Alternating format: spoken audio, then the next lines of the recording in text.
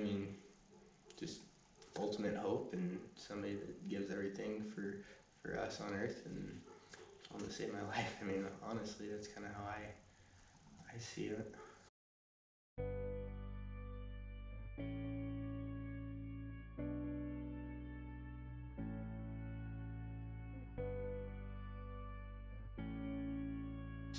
I think, first of all, just very lost, not knowing where I was going at all. I got very persuaded by a lot of different things, alcohol, pills, just went down the wrong path and was completely lost, angry, rude, pretty much everything you can think of is where I was.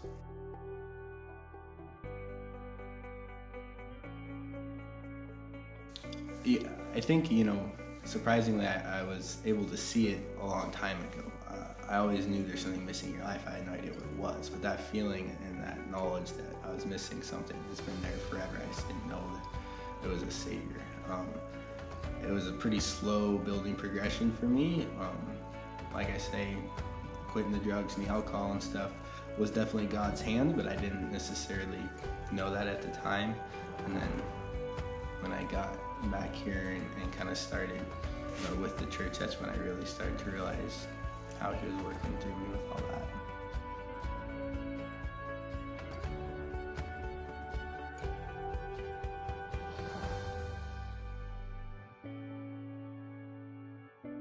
As far as events, I think there's a lot of ones kind of in my old life that kind of built up and just made me not able to be in that life anymore. I remember one was I was sitting in a club, and I was kind of a regular there, and everybody thought I was just a great person. I was very popular, everybody really liked me there, and I kind of looked around and saw all my friends that were in that club as really bad people.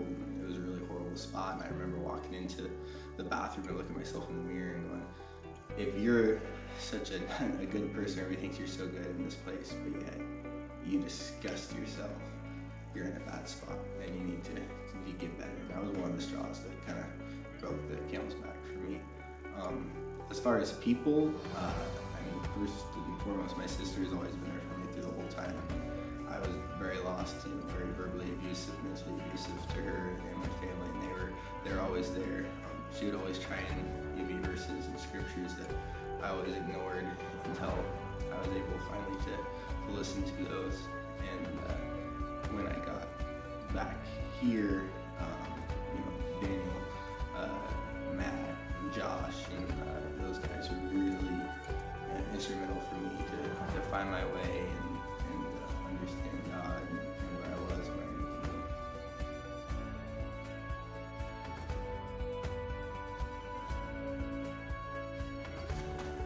go. So basically how I kind of got started with the church, or more comfortable to be around it, was I had a friend that was in the Cove that I was hanging out with at the time, the Cove Mobile down here, and my sister said that they were doing an outreach there with the church and asked me to come over, and I wasn't going to go at first, and then she really kind of bugged me. I was like, hey, come over, at least say hi. She had been wanting me to meet Daniel, I think, for probably about a month almost at that point. Maybe not quite that long, but she'd been wanting me to get to meet him for a while.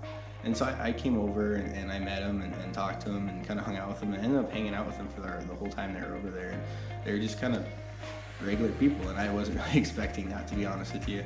And then it was a little bit after that they had me, or asked me to come to their young adults meeting at the church.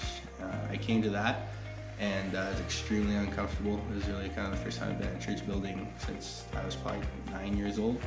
And that was extremely uncomfortable for me. I remember they started singing worship, and I walked out. Josh came out and talked with me and kind of talked me through it, and came back in, and then I kind of just started going to their meetings on Thursday nights, and then that was giving me enough courage to go to churches. And then last Sunday, for the first time, I sang up with a group of the church. So it kind of was a slow progression to something now that if I don't go to church on Sundays, I miss it. So.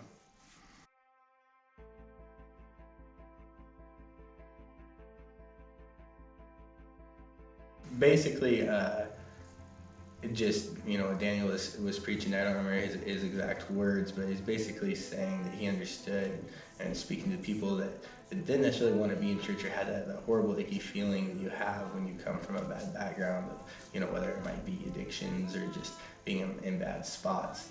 And I didn't want to be there, and I was really fighting to be there, and I was really fighting a lot of stuff at the time. And so he was really speaking to that, and I understood what he was saying, and that kind of made me think, well, if he's preaching to that, and he knows what I feel, maybe he's writing about some other stuff as well. And that really kind of made me listen more of the sermon and really kind of be able to get connected with that.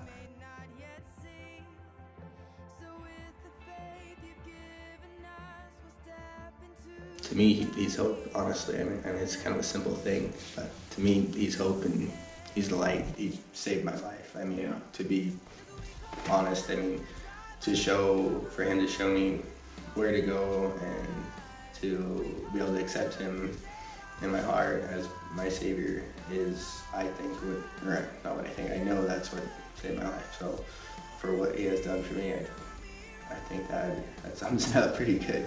For me, just reading the Bible and seeing the different verses that God has in there that connects my whole life, and it's just stories of me and things I've done or seen, and just everything that is in there that shows you basically how to get out of that and where to go with that, and the peace it does give you. I mean, for me, I had some PTSD stuff from my old job. I had a bunch of PTSD stuff from being in the life that I was in, and I was a mess. I mean, physically, mentally, I was not there at all, and I was never happy. Like, I think I told my parents that, multiple times, and my whole family that, and I was, suicidal at one point for a couple of years because of that, and within, accepting God and changing with that, he's given me hope, joy.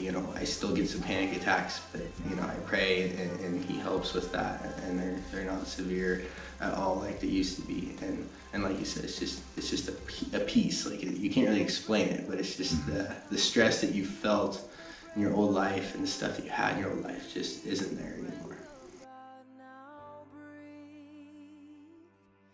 That's kind of, I don't think, I should have died more times than I can remember in my life. There's lots of situations where I should have died countless times, countless different ways, and God kept me alive and he saved me. And that's one thing when it first happened was I had to think about that, like, why me? And then being able to, Daniel's really been letting me come and help with the different youth programs they have, and coming and helping with the Awanas, and just reaching out throughout the community with Daniel and the other groups has really just kind of opened it up for me. It's like, hey, this is why God has saved me, and this is why he saves, I think, all of us is for a better good that we don't understand. I didn't realize or didn't think that this is what I would be here for until God showed me. Josh gonna laugh so hard at that. You trying to be serious? I'm just like blink. There you go. Don't blink.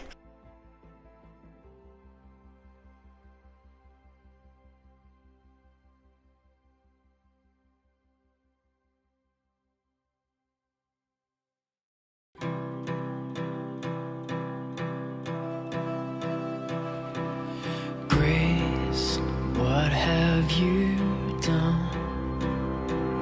Murdered for me on that cross, accused in absence of wrong, my sin washed away in your blood,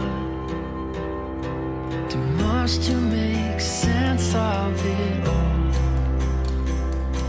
I know that your love breaks my fall. The scandal of grace, you died in my place, so my soul will live. Oh, to be like you, give all I have just to know you. Jesus, there's no one beside you. Forever the hope in my heart. Death, where is your sting? Your power is as dead as my sin.